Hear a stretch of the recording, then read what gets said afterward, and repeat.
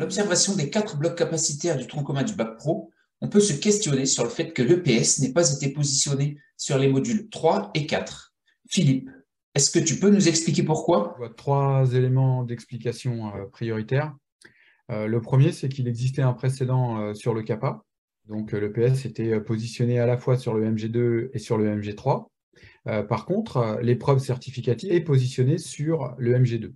Et les enseignants, de fait, ont enseigné sur le module dans lequel il y avait une épreuve à certifier et ils ont délaissé totalement le MG3. Donc, fort de ce constat, on n'a pas voulu reproduire un petit peu l'expérience et on a fait le choix de positionner l'éducation physique sur un seul bloc capacitaire et en l'occurrence le 4. Donc, on va dire que le critère, c'est un critère de faisabilité pour être opérationnel.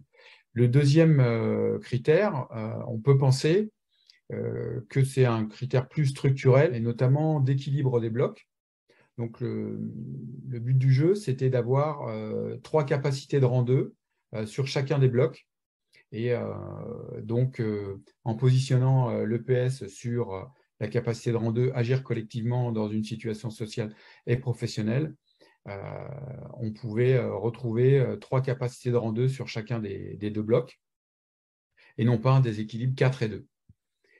Enfin, le dernier point, c'est peut-être un point en relation avec le savoir-faire.